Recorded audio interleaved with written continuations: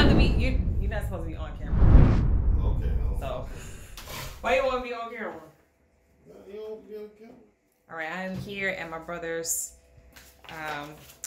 humble abode, and he is about to help me with a self-tape audition. Let's see how this goes. Just try it again, Carlos. Look. Go back toward exterior the view. Right.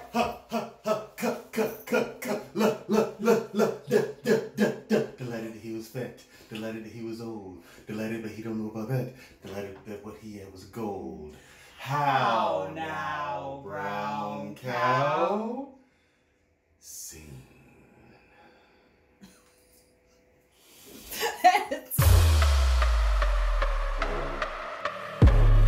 My name is Shamiri, and I am an actress. Strike team advancing.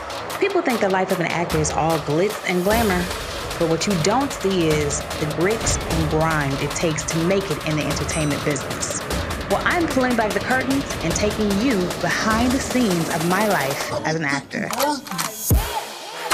This is my journey.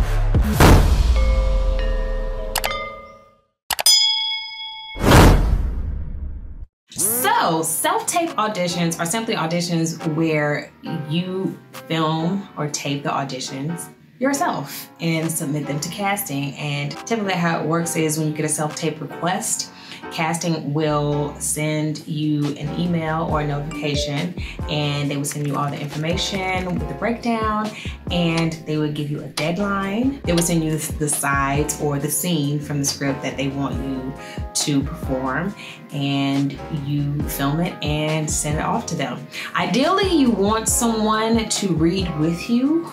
In the casting office, that would be the equivalent of the reader, someone who is there to read the other characters or the other lines in the script.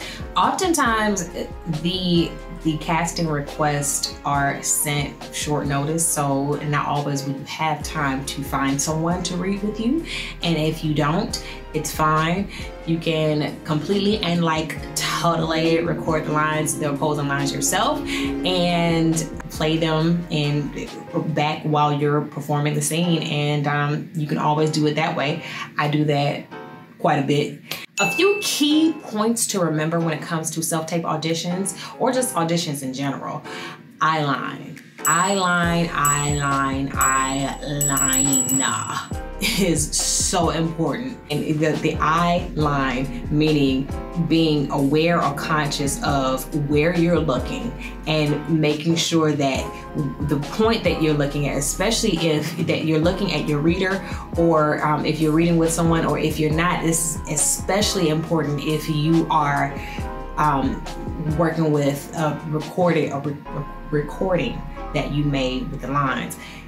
Always be consistent in terms of where you're looking and where you're placing the person that you're talking to, right? One little a trick that can help you to be consistent with your eyeline is if you place a piece of tape on the wall or in a specific place, or if you mark a certain object as your key eye place to place your eyes.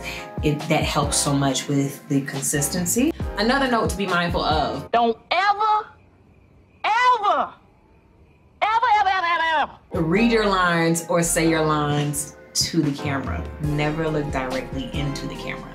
Always direct the person that you're speaking to off camera. Unless the only time that you look directly into the camera is if you have been specifically instructed to do so in the script directions or by the casting director, the casting office. If they have instructed you to specifically look into the camera, that is the only time you specifically perform directly into the camera. Other than that, don't ever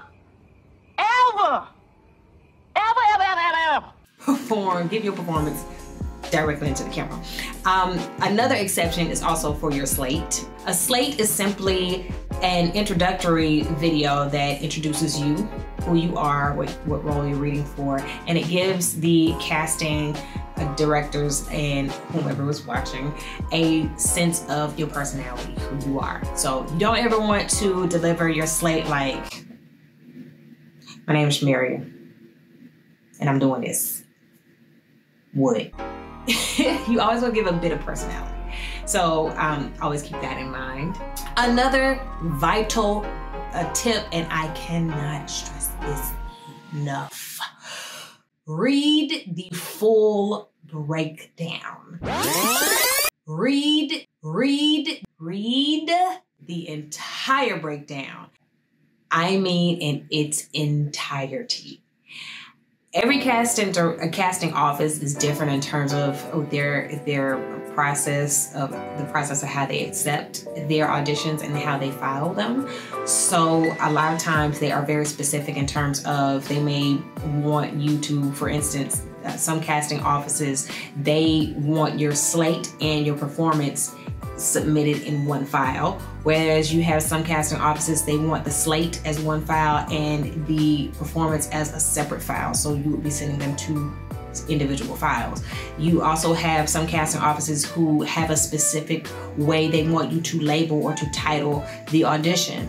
You have some casting offices who may have specific questions that they want you to submit the answers along with your performance. You have some casting offices who request that your slate be filmed horizontal, in a horizontal position, whereas some of them want it to be a full body slate.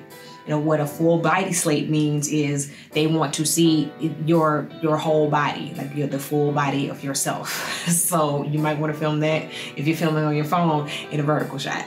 So read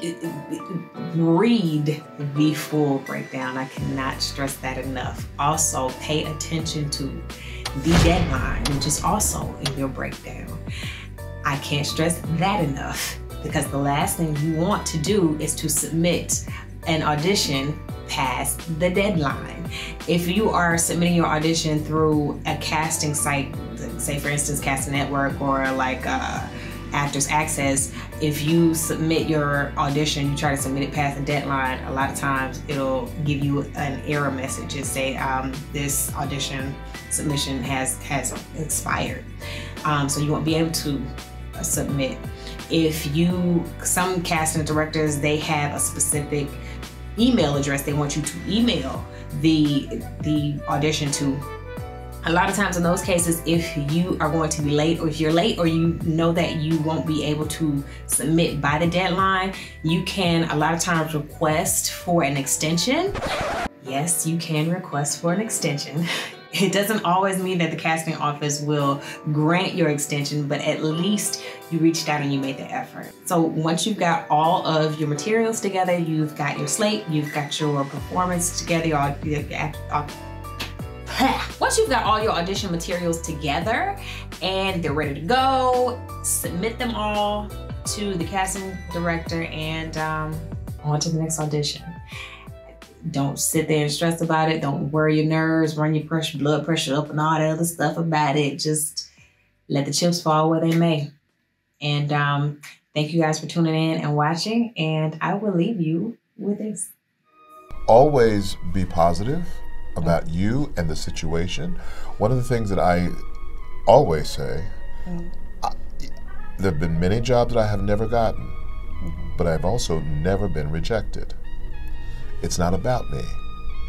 It's about the job. It is never a rejection of you.